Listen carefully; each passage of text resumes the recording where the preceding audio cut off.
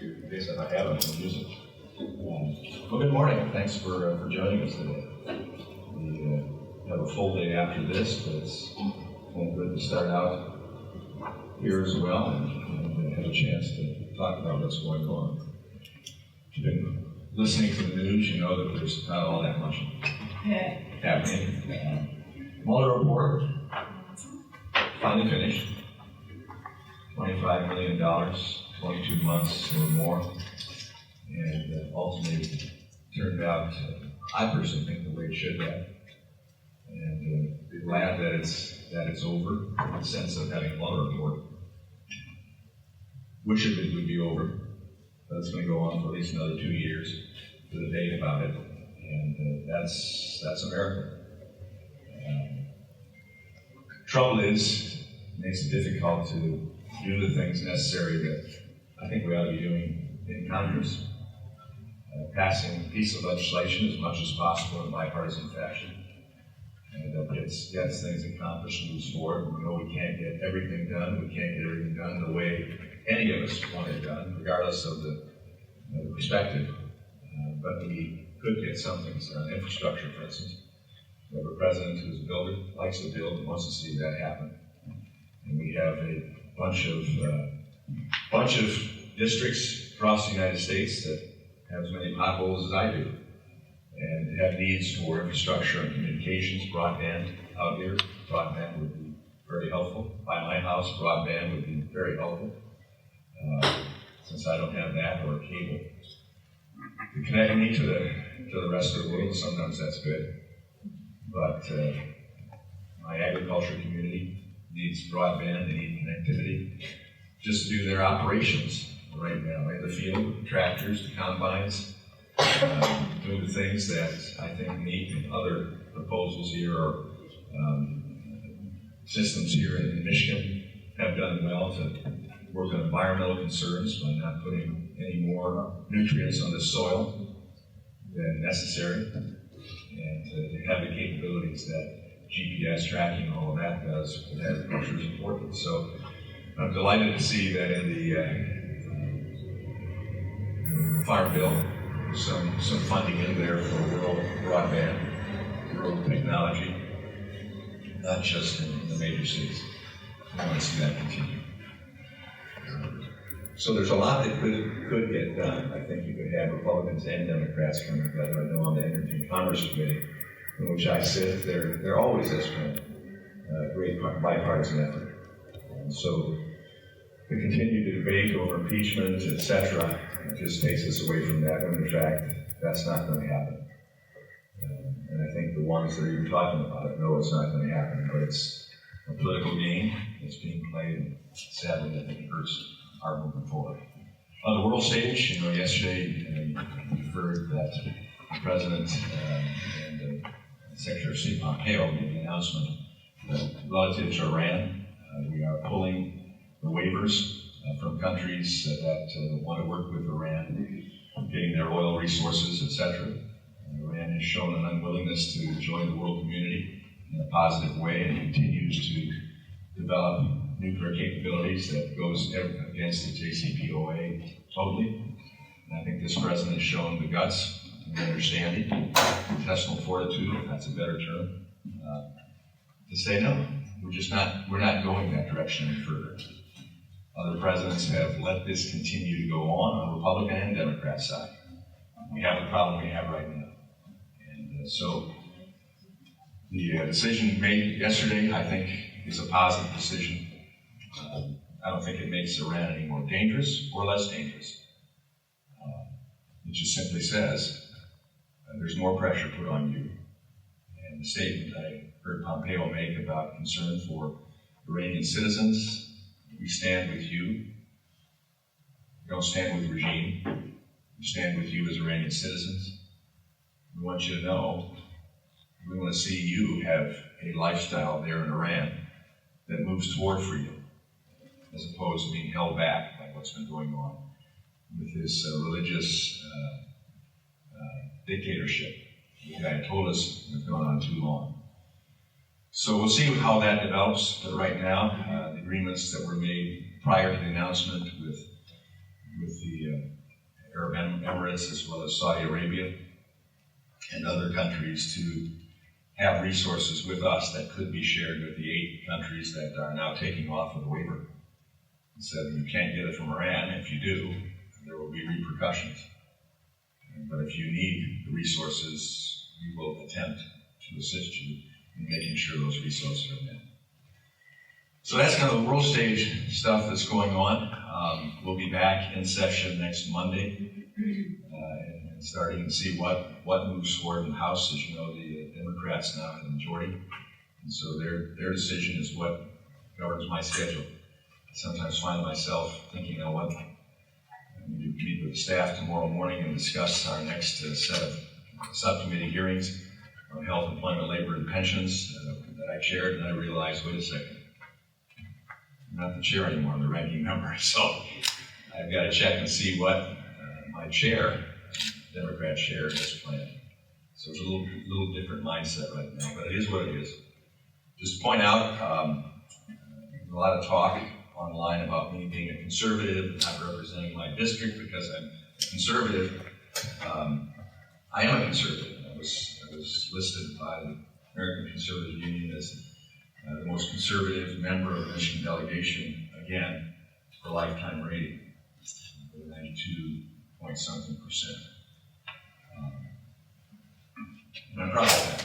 And it's not anything I have hid from this district when I run for office, so it's not something that should come as a surprise. But just 2 weeks prior, we did have a bit of surprise that the Center for Effective Legislation, that's a consortium made up of Vanderbilt University and the University of Virginia, came out with the rankings of the most effective members of Congress.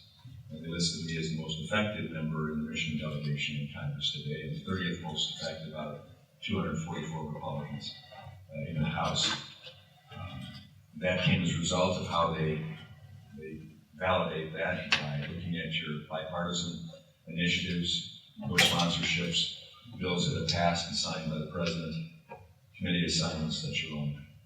And so I'm thankful that I have that listed, that not only is conservative, yet an effective legislator for the 7th District. And it's also interesting that Debbie Dingell was listed as the most effective Democrat in our delegation as well, 89 out of 204 Democrat members in the House. And I think that's indicative of some of the things that we continue to do together. When we can agree, when we can work together, we have worked together on opioid heroin abuse, the issue of human trafficking, the issue of veterans issues, senior issues, and the like. We've been able to work together and get bills signed by the President that we've co-sponsored together. On EPA issues concerning the Great Lakes Restoration Initiative and other agenda items there, we work together. In fact, the entire delegation has worked together, making sure that GRI funding, again, is fully funded. And we'll keep working in those areas. So having said that, Craig has been, I guess, pushed into being the moderator today. And delegated, I guess. Delegated, and you and I worked on the chili cook-off judging here in the past. Yes. So good to have you with us. So I'll let you take it away. All right. First question is from Lizzi Spotts. I know you are pro-life, but against the Green New Deal. What is your proposal to address climate change and save the lives of future generations? I am pro-life, and that goes from conception to natural death. The Green New Deal, I don't think, has anything to do with the issue of life itself. The Green New Deal is something that will hold us back. And in fact, now that we've had more research on what the Green New Deal is supposed to do, even the Democrats are pulling away from it. Nancy Pelosi has indicated very clearly we're never going to vote on the Green New Deal. And that's what's taking place. She also doesn't want to have an impeachment move forward either. We've seen the political problems with that. But with the Green New Deal, it's just the fact of how that would change our existence, change what has made America great and a place worth living in. a place that expands our capabilities and we impact the rest of the world. We feed the world. So we're talking about pro-life. We feed the world. You do the Green New Deal, we couldn't feed the world. I mean, she wants to do away with cows. That's not accurate. Stick with the facts. That's why she's backed off on Facts. He doesn't know what the facts are. So the flatulence is now being debated and going backwards here. So Green New Deal is dead, so it's not worth debating. Answer the question. The issue is how we promote environmental protection here. I think I've shown that with my efforts on Great Lakes Restoration Initiative.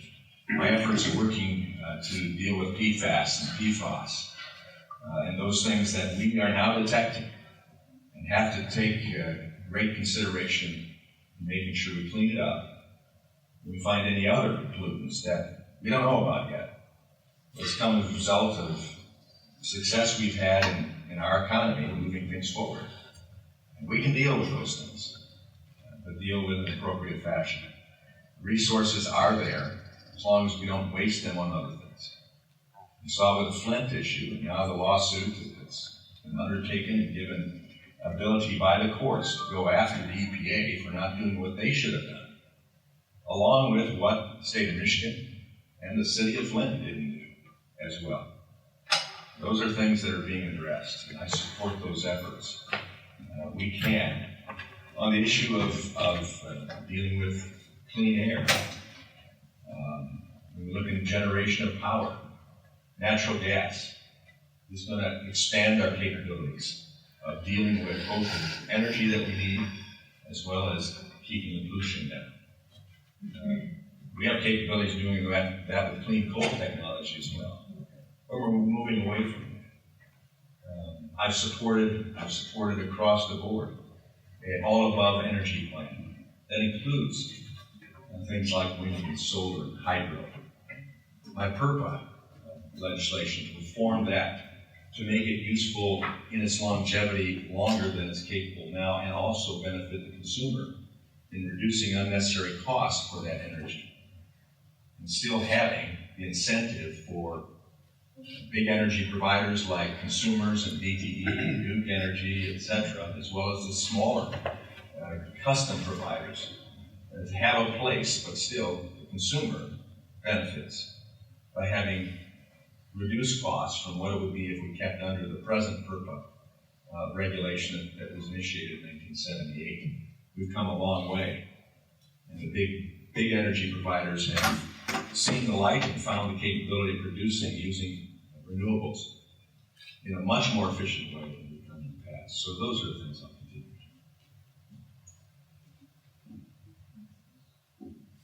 Ready for the next one? Kathy Helfman from Ann Arbor. You've been fear-mongering that the Democrats are socialists who will make America like Venezuela. No Democrat is advocating a government takeover of American production and distribution, which is the definition of socialism. They are promoting a strong social safety net.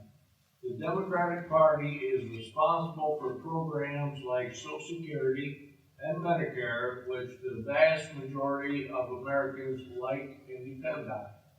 They were called socialist programs at the time. Are you suggesting eliminating these programs? No. No.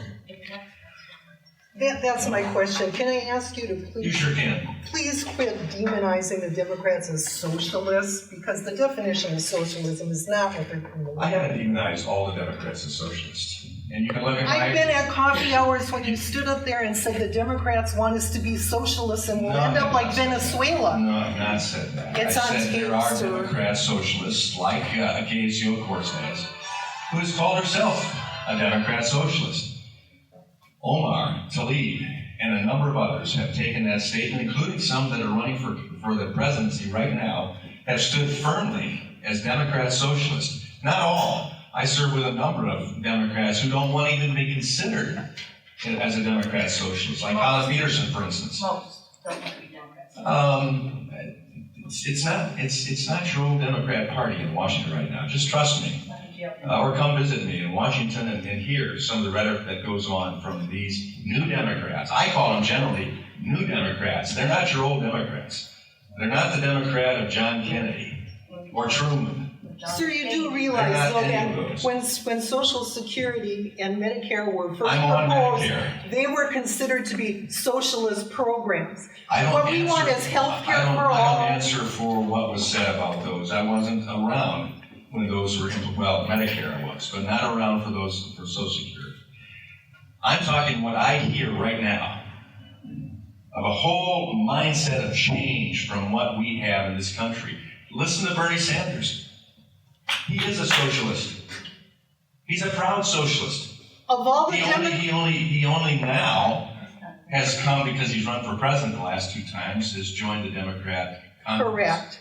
So he is a socialist. How many of the Democratic candidates running for president would you characterize as socialist? I would say probably 10 of them have said that and now are backing away. Wait a minute, said because what? Americans said that they're socialists, Democrat socialists. The people running right now? Okay, bottom line is I answered your question. I have GOP Stephen King a racist. I've answered your question. Racist?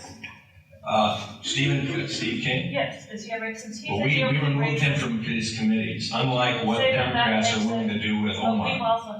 Where's not racist? Let's go on to the next question. Okay. I think I've answered it. You had it. We have Rachel Togo from Dexter. Would you ever encourage a foreign country to break U.S. law to help you win re-election? If yes, please explain. If no, please explain your support of Trump in light of the Mueller report's findings that he did just that. That's hilarious. I don't even know where to begin on that. Move on. Let's first ask if Rachel's here. Is Rachel here? That's interesting. Thank you, Steve. Rachel's not here. Not here. We play by the rules in this game. Yeah. We play by the rules. I do teletown halls. I'm also still ranked as 10th entire Congress of the number of live town halls I do. I like town halls. I like standing in front of people who agree or disagree. During the day, my constituents. And we have people who complain about everything that goes on here, but they still come. Keep talking, you know, keep talking. They still come. And I'm delighted to be here as well. But we'd like to have people honest enough that they don't insert questions in. You know, I grew up in the south side of Chicago. I have concerns that I'm still voting in Chicago. Even though I don't live there, I haven't lived there for almost 41 years now. Come on. Evidence. I said I still have concerns that I may be voting in You Chicago. can have a concern, that's true. So I have concerns when people come here and ask a question who aren't here. Let's not do that. Let's not do that. And whoever did it, I wish I knew. I brought her a question because she had to work today and she could not make it today. Well, sometime she will be able to. So let's do it legitimate. You make that question. I did not realize it was not available to have other people who, your constituents, ask you questions. Let's go to the next question. Okay. Susan Zoliak. I will say this, I also brought Susan's question, and she asked you that question at the last coffee hour. Okay, she got the answer. No, she didn't. Her question was not answered. Her question wasn't read. Susan has gotten all of her questions answered many times. Let's go on to the next question. Susan Zoliak from Walberg Township. No, she's not here. She's not here. Would you like to run past that one? We'll run past that one. Okay. She's made it to an awful lot of my town halls. And asked a lot of questions. Chad O. I'm here. Dexter. Good, Chad. Welcome. Has concern about deficit. It seems the tax relief has had limited impact. Are you concerned about long-term structural funding issues? What are you willing to support to improve the deficit? I would assume improve the deficit means to reduce the deficit. Sure. And I supported numerous pieces of legislation that passed the House that did reforms, including an entire appropriations package that went to the Senate, and Chuck Schumer blocked it from having a debate. So it never made it to the president. The first president was willing to sign those structural changes that can only be changed because they deal with mandatory spending. We've changed. We've gone significant reductions in discretionary spending. We're still under 2011 Ryan Murray plan, but that's kept us there. It's a small portion. That's a small portion. Yeah. The only way we can change mandatory spending is get it to a president who's willing to sign it. We have a president who's willing to sign it. He was standing there ready to take that 12-bill appropriations package with structural reforms in the mandatory area that wouldn't have ended the deficit right now, but would put us on the trajectory to end it over the course of 10 years. We couldn't get that brought up for even a debate in the Senate. That's what's frustrating. When you have a Chuck Schumer who's unwilling to allow something to move forward like that when it's mandatory. And this year, I'm answering his question, please. This year, after Nancy Pelosi numerous times in the last several years said, your budget shows your values. Your budget shows your values. Your values are defined by your budget. We don't have a budget from Nancy Pelosi. It's not been put out yet. It's way past due. And so what did they do? They couldn't get consensus between the New Democrats and the old Democrats. So they just simply said, we're going to raise the debt limit. That's my concern. Now, I can say for a fact that I voted for, and it's been used against me in several elections now, piece of those appropriation package that did some cutting in significant mandatory areas, not Social Security or Medicare. Let me make that clear. But that's frustrating that we can't get that through because there's unwillingness. They'll talk about it. Now, the tax cut, going to the first part of your question. The tax cut has had amazing positive impact in growing an economy. What's the best way to deal with having resources at the federal level? Having people who have more of their own money to invest, to save, to spend, to grow that economy. We've seen that take place, the growing economy. The second thing, I'm answering his question. The data doesn't. I'm answering his question. The data doesn't support We have more revenue coming in to this federal government now than we've had in history because of that tax cut. Why we have more people working? It supports me if you look at the proper stuff. So bottom line is, we grow the economy, more people are working, more people are paying into Social Security, and we need more people to pay into Social Security. And that only comes when we're working and paying FICA. And so that's taking place. But in the end, you have to cut spending as well. And that's the thing that Reagan found. That's the thing that Trump is finding out. You grow the economy by leaving money in people's hands. Unless you're a socialist where you believe that the best place for money to be is in the government's hands, which has never worked. Never has it worked. And Venezuela is a proof of that. One of the strongest countries up until recent times, the entire South America area, gone down the tubes because of socialism. So in the United States, we believe that the best place to keep the economy growing is to have the money in individuals' pockets and businesses' pockets, growing that economy, hiring more people, giving more hope. Till April 15th when they got to pay it back. Well, this time, a lot of people, according to the New York Times, I believe it was, maybe it was even the Washington Post, I believe it was the New York Times, pointed out the fact that 65 to 85% of the people paid less taxes this year than they did the year before. Yes, we did. Now, that is a good thing to have in your pocket. Next question. Excuse me. What was the house? Trying to read, thank you. What was the house? What was the Bill, number? Bill I don't remember Christian. bill number. It's a entire 12-bill appropriation package. Bill Christian from Chelsea. As Tim, you speak in the House of Representatives and debate issues. Why are you reluctant to have one-on-one discussions with your constituents at these meetings?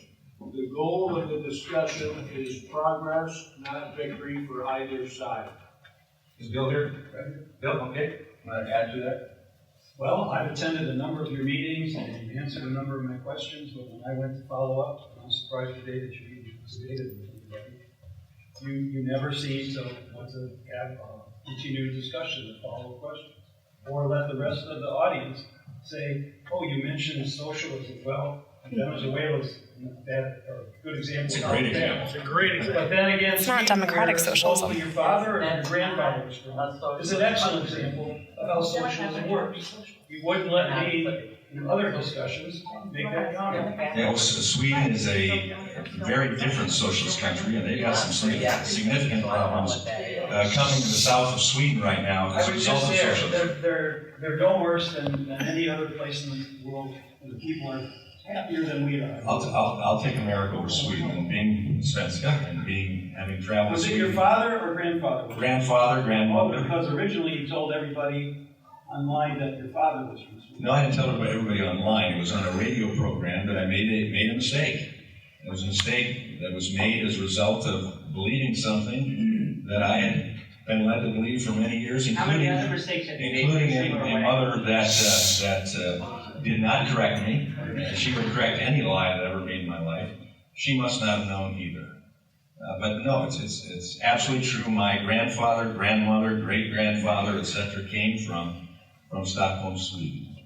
And my father was born here to a Swedish immigrant who became a Swedish American citizen in 1903. But having been back to Sweden numerous times myself, spending time there, I still choose America. It's a lot better than Sweden, including Stockholm. Americans have better food, yeah. Lutefisk, I do not understand lutefisk. I like fish. I like peppercockers. They have good sweets. They have pastries. And one of the best hamburgers in Stockholm last summer. I sadly, the cost of paying for Swedish food, except at the smorgasbord buffet in the morning, where I'd stuff my pockets with cheese and bread for the rest of the day, because I ultimately could not afford to pay. It's the only time my wife and I, when we travel, normal policy is to refuse to go to any American restaurant, like a McDonald's or something. I broke that in Sweden. I broke that in Norway. I broke that in Denmark. It just got so expensive. I have to tell you that the good hamburger I had was in a Middle Eastern restaurant in Stockholm. They were immigrants, by the way. Good. I support immigrants, legal immigrants. Thank you for at least. Can I clarify something? Carol Westfall from Raising my Manchester. hand. I've been trying to be polite. What is your opinion on the Mueller report? Your I did opinion already, of but I want to comment on something you're saying now. behavior listed in the report, not the legality or illegality of it. And second, she asked, would your opinion be different if the same report / behaviors had been about President Obama or Clinton? Carol, is it? Okay. Was that clearly your question? Is that fully? I would hope it would have been the same for any president. After 22 months, $25 million, doing investigations, even in the case when most of the investigators that were on his team, a good number of them had contributed to Hillary Clinton in the last campaign.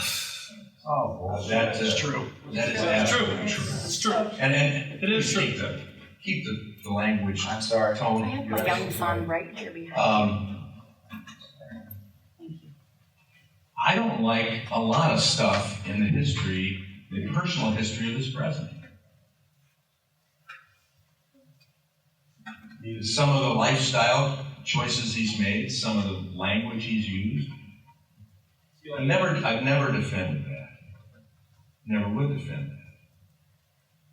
I've got warts in my life as well. And people change, and I'm hoping that this president, through this whole experience, which is an unbelievable experience, a member of Congress is an unbelievable experience, but I can imagine, just imagine, the presidency changes. And I would guess that this president will be a very different person when he ends his next term of office. And so, you know, I can say that some of the stuff that I read in that lengthy report, many of the technical terms, as a non-lawyer, I don't understand all of it, but we read it. In some of those areas we skimmed a little bit more. But the key area is looking at collusion and obstruction, I read. This president did not commit either. And that's why the Mueller investigation determined what they did, and that's why Attorney General Barr, who did not have to, by law, even release that, chose to release it, confirmed what Mueller has said in his report. He didn't successfully complete any of those This president things. did not. What is the number one underpinning of our legal system? What is the number one underpinning of our legal system?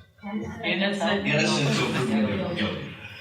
It's unheard of that Mueller, in some of the language, would simply say we didn't find enough to say that we couldn't prove that he didn't obstruct. And he didn't involve. Well, he allowed his own executive attorney. privilege. He allowed his own attorney when he had executive privilege to not allow that attorney to appear. They can't appear. And he was the one that gave the majority of the ugly stuff. The president allowed that. Mueller investigation wouldn't have had any of that had not he allowed McGahn to go and testify. And now he's calling him a liar. So bottom line is, and he may be a liar.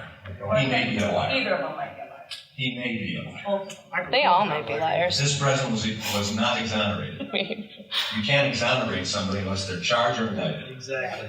You can validate, and that's what they did for Trump. They validated the fact that he committed no collusion.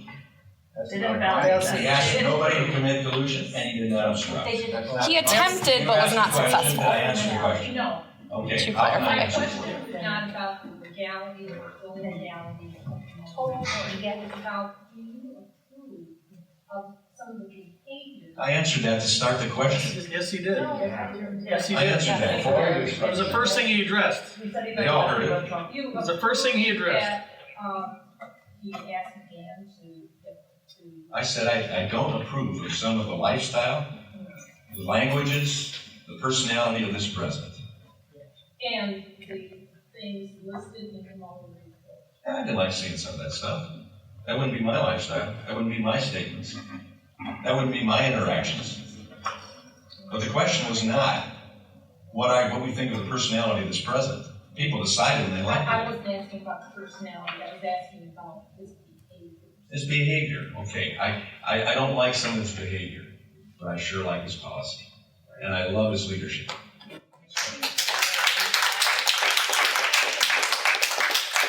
And you can quote me on that. I love the president's policy and I love his leadership. We needed a president like that. Yes, we did. Oh, come on. That's true. Come on. You can't say come on. Come on. That's a fact. Come on. So did Obama separate children. It's a law that came through. Also, nobody said that was okay. So blind that cannot see. Show me the example. William Grant Everyone's from listening to Chelsea CNN. asks, do you have any interest? I don't. William, what's your name? William, I get it to be Ruddock. Okay? He asks, do you have any interest in reaching across the aisle to improve access to health care for all and reduce reducing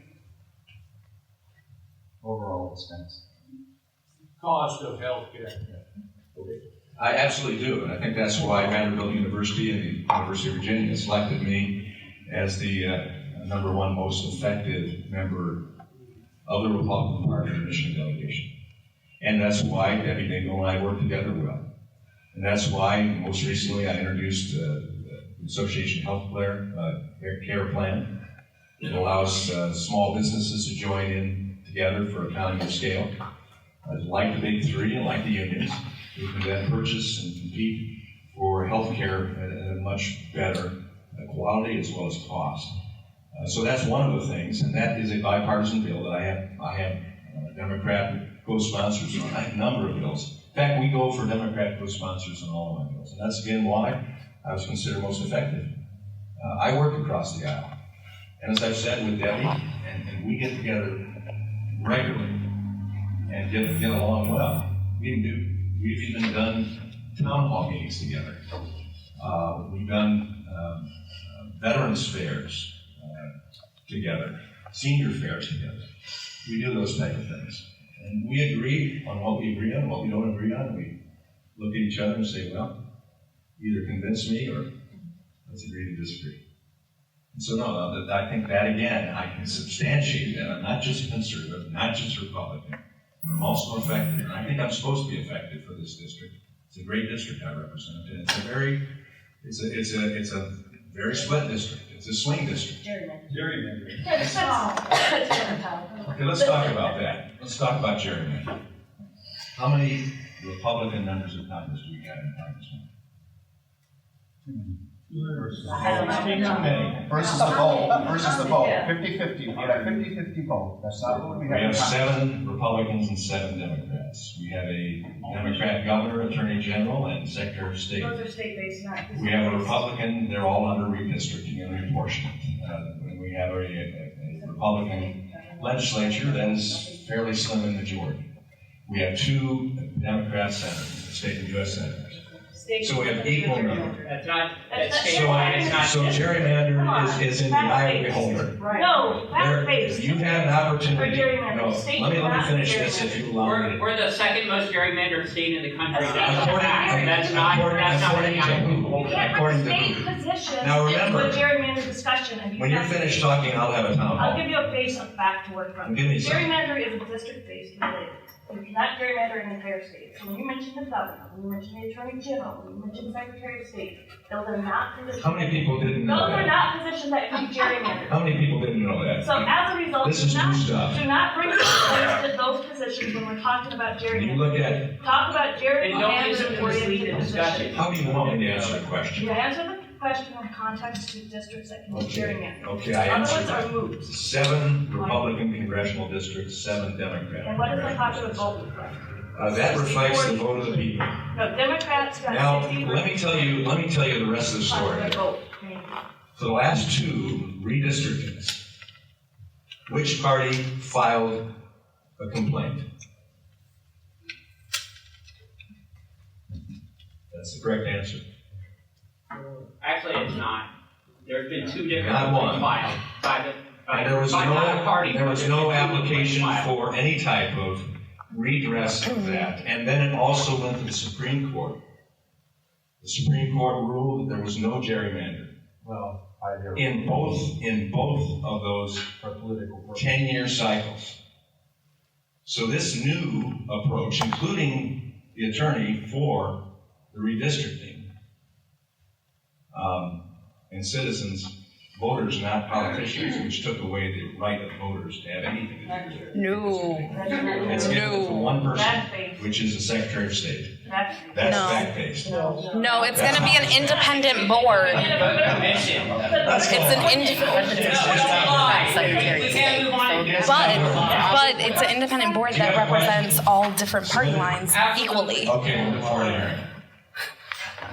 Joseph Maier from Chelsea asks, what measures do you support to prevent future terrorist activity, and what have you done to hold those accountable for previous terrorist activities? I see 9/11.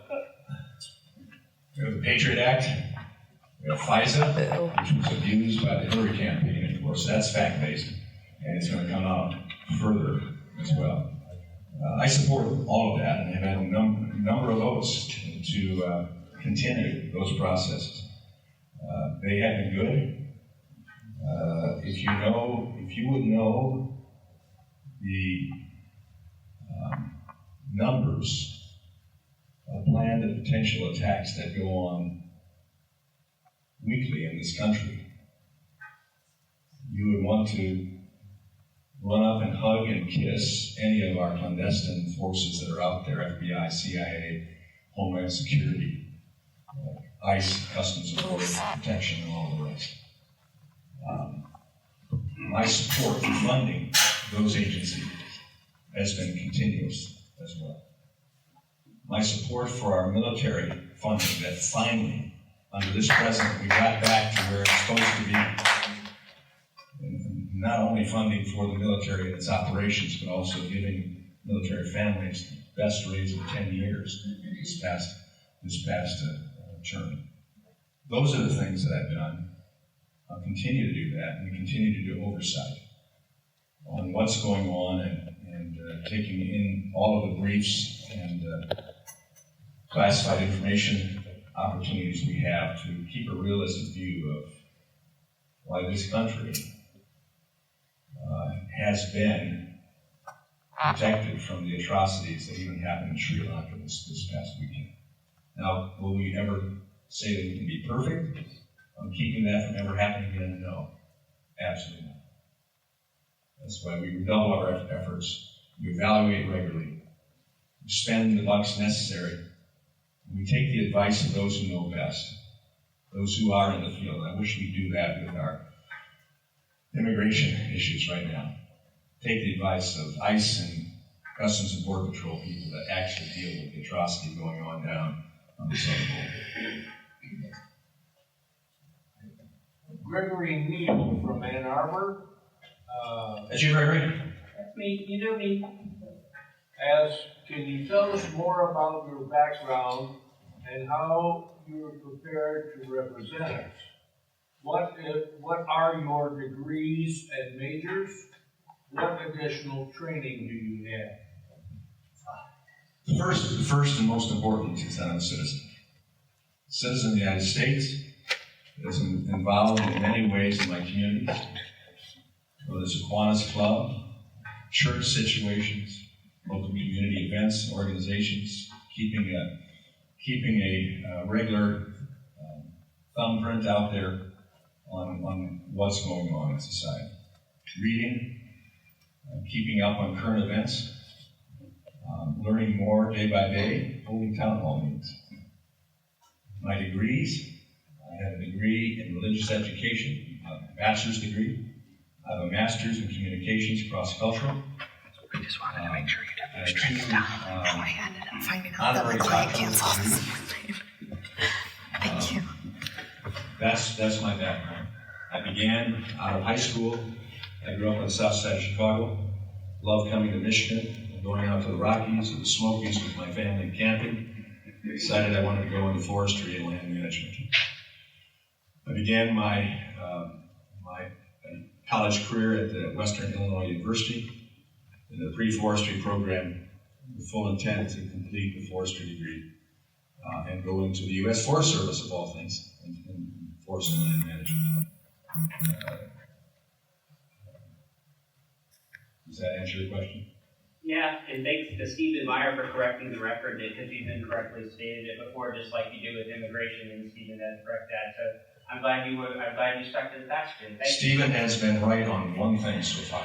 He was right on the education and on the immigration. He's never been right on the education. You just confirmed what Stephen said. Has not stated the facts as given in a town hall like this with people shouting at me on questions. So I'm glad I answered you today. Let's go on to the next question. All right, I have two different cards here from Cheryl Klaus. And I'm here. You were here last one too. In your campaign for re-election, would you welcome or encourage support from a foreign government such as Russia? No, I wouldn't. No, I wouldn't. But if I received information that was quantifiable, that was truthful, and I didn't receive any payoffs or pay for, I take information. We all do research on our opponents. And if I received research from any place that I could prove, you bet I'd use it if it was necessary. Nothing illegal about that. But what about the morality? I mean, you stand. It would be immoral, for instance, if I knew an opponent of mine had something in their background that was extremely negative, that was deceitful, that was immoral or illegal. It would be wrong for me not to bring it up and to let somebody get elected, potentially. Right. No, I never said that. Don't put words in my mouth. Let me make that very clear. Fact, right? Fact-based. I never said morals didn't count. Don't you dare put that. Don't you dare put that. Don't you dare even bring that on. Let's go to the next question. All right, That's ridiculous. would also make a question, why was this event not posted on,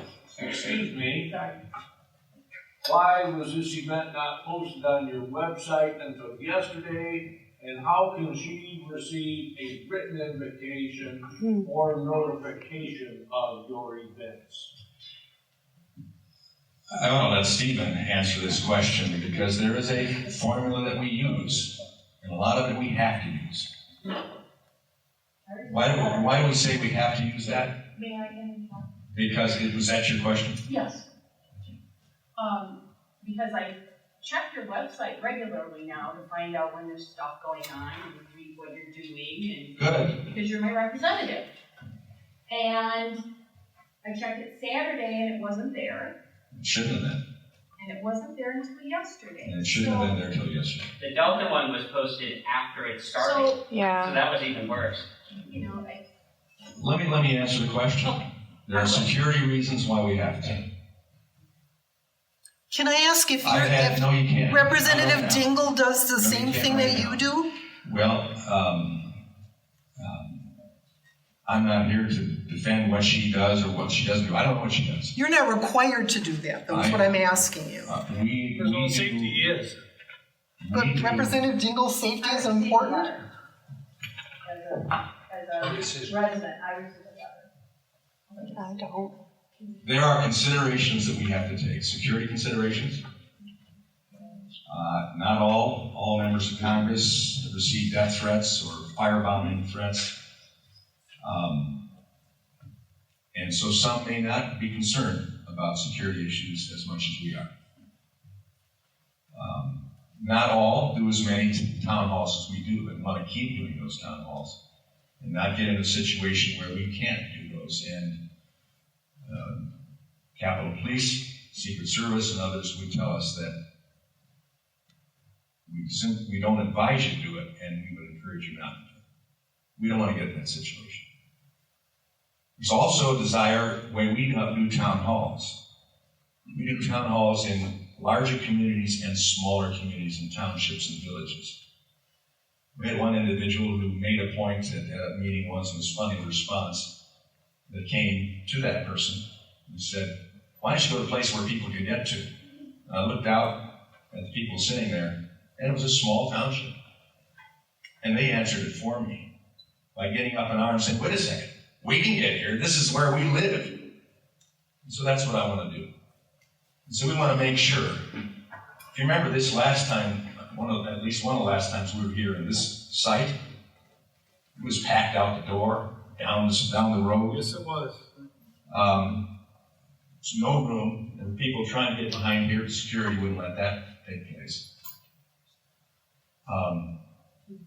And there were people from this community, and we mail to people in the community where we're going to be. We're not opposed to Ann Arbor bringing carloads down, but they're not my district. I am.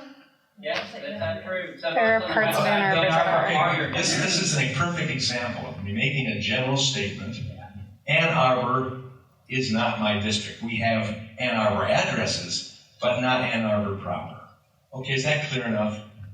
I have never gotten a letter notifying. This is the problem with having town hall, because any word can be used against you. And if you make a generalization and it doesn't deal with specific, you got a problem with that. Well, so there are reasons why we do what we do. And there was the one, in the most recent one, in Delta Township, we had IT that had been hacked, the house IT. So our offices didn't have IT all day. We couldn't use it. And that's why, when it finally went through, it was the day of the event. Forgive me for something I couldn't control on that one. Otherwise, it was done before. So I think that's the answer to your question. Let's move on. Okay. Mark Boone from Ann Arbor has a question. The socialist dictator, Daniel Ortega, has murdered over 1,000 people in the last year. Thousands more have disappeared in Nicaragua's prisons. Why aren't we doing more to restore the democracy that Ronald Reagan and the Nicaraguans struggled for? We're not, and I think you probably even want to ask the question. Are you here? Yeah, I'm here. Okay. I live 8 miles west of Ann Arbor, but I live in Ann Arbor. Right. Nation building isn't our purpose. There's a lot of black clandestine stuff going on in countries like that from our U.S. forces, I think I can say without violating any type of classified information. But in the case of Venezuela, there was an election. And there's a world community responsibility to make sure the elections are carried out and the people's voices heard. That's one thing that why you see a higher prominence of us and involvement, for the most part, verbally now, in trying to get Maduro to get out of there. Maduro won the election, though. I mean, he did. Like, agree with it or not, he won the election. He actually did. I know, I'm saying agree with it or not. If we're saying it's the election, he won the election. Okay, Heather McDougal from Grass Lake. If that's the reason. First of all, I'd like to thank you for holding this event. Can you update us on the insanity of our public schools allowing mixing of the biological sex in areas of expected privacy? Is the Supreme Court to decide soon? And second of all, can you tell me what you personally are doing to protect parental rights regarding medical mandates? This is your question? No. Yes. The federal government, according to our Constitution, has no responsibility for schools. The states have that. And my position is that states ought to take those responsibilities and take them very cautiously to make sure, number one, Article 8, Section 1 of the Michigan Constitution says, religion, morality, and knowledge being necessary to good government and the happiness of mankind, schools and the means of education shall forever be encouraged. If a parent and their students, their child, don't feel safe in a local school district, they have some choices. And the more choices that we have, I think, the better. But ultimately, it should not be put into a situation where a parent, because of some social engineering that doesn't come with fact-based information, at least at this point in time, to prove that you can feel comfortable with your child going into a bathroom and finding someone of the opposite sex, at least anatomically, in there. That a local district should have to put up with that, parents should have to put up with that. But that should be the district's responsibility. And that's why there are court cases that are going through right now, and I think ultimately the Supreme Court will have to make a decision on that. To ultimately define whether or not a person's individual personal liberties are being impacted and constitutional liberties are impacted to receive an education and to receive it in a safe environment is justified to restrict those type of things. The same would be with the gun issue in schools. I've supported legislation to send dollars back for school safety to local districts and states to decide what they want to do with it. But I think beyond that, the federal government ought to stay out of it and let the local districts deal with it. On issues like immunizations and mandates, I think that again ought to be at the state and local level making those decisions. And I think there are good positions on both sides, but in the end, we do live in community, and the best communities are those that are most local, to understand what works with us best. So that's kind of where I take it at. Evolving as much as I can in those areas where we don't have any constitutional authority that I can find for many of those things, and saying that should go back to states and resources we have for public health or whatever, send those back in block grants and let the governors and the legislatures, the school boards, and the local communities make those decisions. Kathy Melton from Chelsea is inquiring about healthcare for small business. Would like a medical reimbursement plan. As a small business family owned, we are taxed 15% self-employment tax just because we are married. We pay higher deductibles plus the added monthly costs to pay off deductibles. SALT, S-A-L-T, also penalizes married couples at $10,000 a couple. If we were divorced, we would be able to have $10,000 each. How can you help with marriage penalty taxation?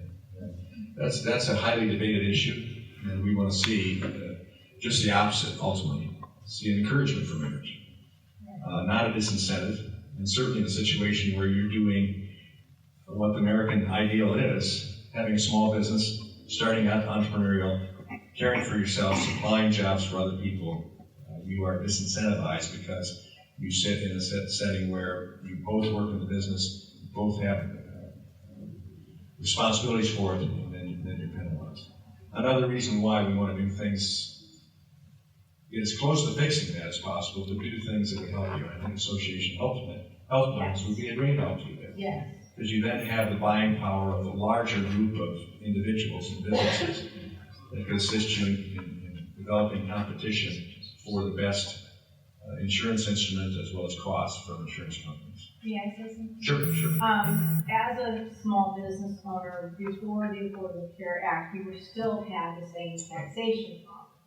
However, Blue Cross, that was our carrier. Our insurance was lower, our deductibles were lower. We didn't have the added burden of all the additional things that we had to take care of financially.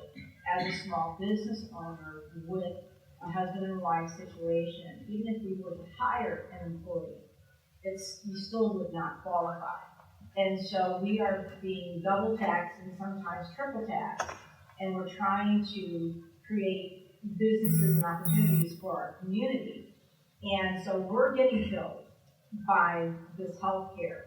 I mean, things that used to be paid for through our medical, now it's not being paid. So we're out of pocket, and to be very specific, if we were to have any type of a dental surgery, it was covered through our medical program. Now we have to now get a dental health insurance program, which costs more than the actual surgery is. So we're out of pocket more so than normal, but it's that healthcare, that association. I think Rand Paul also supported that, but that is something that is just imperative for people like us, because we pay as much in healthcare as we do on mortgage payments, and it's just killing us. And that's not a isolated right. instance. So my question to you is, how can as our representative, I mean, how can this be pushed, because there is a population that is being pushed. Yeah, no, and that was the reason why I voted numerous times to repeal portions or all of the Affordable Care Act and replace it with a patient-centered approach to daily choices that would fit best for you. And I'm still supportive of that. And we have a president who signed that. We don't have a Senate that can get it through, and certainly the House won't bring it up now. So we're going to have to do, limited things like association health plans, like offering opportunities for coverage of say, dental or eye care in a different way. I mean, we have 29 million people who have worse coverage now under Affordable Care Act than we had before. If they aren't subsidized on an exchange, they can't use their insurance. Right. Like you, it's too expensive. It's too expensive. Once you get the out-of-pocket and the personal charges that you pay. So. I mean, our deductible is $40,000. Let's go on to the next question. All right. This is somewhat similar to another one that we had. Jacqueline Bowman from Chelsea. It starts off with, given your willingness to entertain and insist on investigating Barack Obama's birth certificate and authenticity, how active do you plan to be regarding Congress's ability to investigate Trump's possible relationship with the Russians? We spent $25 million investigating his relationship with Russians, and there was no collusion, no obstruction. And then on the issue of birther, that's an internet. You did that. That's an internet statement that was made up from me out of no old cloth. So just a minute. So I'm not a birther. I'm not a birther. Let's make that clear. I'm not a birther. So you never. Let's go to the next one. So you've never asked for it. I never asked for it. Because that became. I never asked for it. Last question. Wikipedia and the indivisible groups aren't necessarily given over to veracity. You never asked for it. Chad from Dexter once again. In regards to PFAS, I heard EPA is not setting a standard, or EPA's not setting a standard is hindering the state and their ability to create regulation. Can you comment on this? Do you support setting a federal standard? I support setting a standard. We have to set a standard. But let's make sure we do this research enough to do the right standard. You could set a PFAS or PFAS standard too high and make it difficult for all sorts of business, job-providing entities to even stay in business. You could make it so difficult that we couldn't even deal with the cleanup of it. Or you could set it too low and not be successful in doing what we need to do. I think the biggest problem we have with the state and the feds right now is that the state has invested significant dollars, and Michigan leads the way. We even have a czar, unless this new governor's ended her tenure, but we had a czar that really got us on track looking across the entire state at various levels with all sorts of businesses, both governmental, like the military bases, which we're having trouble getting a grip on, and individual businesses. Finding those potential problem areas, and we've come a long way in locating where this is at in the state and in my district as well. We have not had extensive federal dollars to go to assist the state in putting with their dollars in coming to conclusions. So I think that's probably the bigger issue right now, that even the standard, that will come, but you don't want to just set a standard. Some of my colleagues have suggested a standard. It's very high. Can we even deal with that right now? That's the question I think needs to be determined. We've come to the end of time. Let me just give some final wrap-up remarks, because I think it's important. When I'm responding, as you see here, I'm trying to respond real time. And in a lot of cases, even today, there are people debating as I'm trying to give an answer. So there's always a chance of making a general statement, like we've already heard today. That's put on a website as if that was the full statement that I made. The only way I can keep from doing that is not giving full answers, giving pat answers, or not even doing these meetings. I want to keep doing that. But I'm asking some of you to help me out and not take the sound bite and make it the worst conceivable statement that I could possibly make. Like the birther statement that's going on for years and was put out without me ever being a birther. And yet, because I suggested that research is being done and it'll be done and I'll wait to see what happens, I'm a birther because of that. That I didn't dismiss it out of hand. If I had dismissed it out of hand, people would have said, hey, you're not willing to look at anything. So those are the type of things. I want to keep doing these meetings. And I know some of you certainly don't support the fact that I represent you. I understand that. I see the polls. I see the outcome at the end of the election. But I haven't elected. This is my 6th term that I'm here.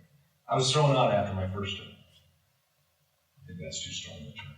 I was not re-elected for a 2nd term after my first term. 2 years later, I came back and I was re-elected. After gerrymandering. No, that wasn't after gerrymandering. That was before any change.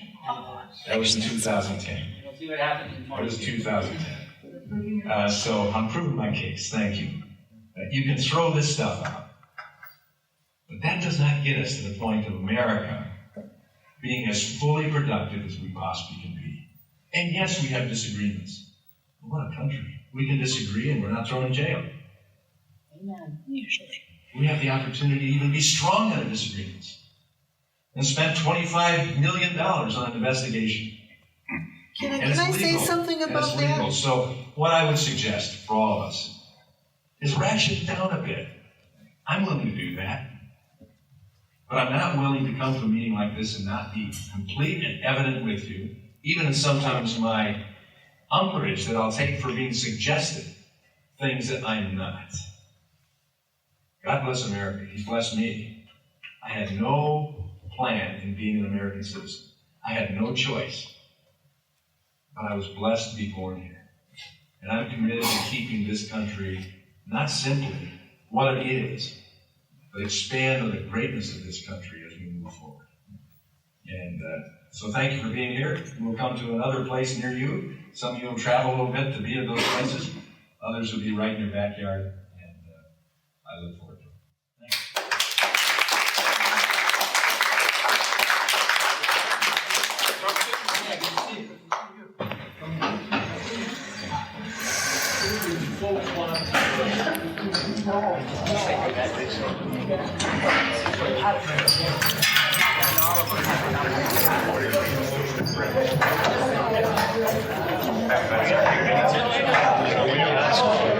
I want to make it clear that I attempted to correct him on what democratic socialists are, and he cut me off every time.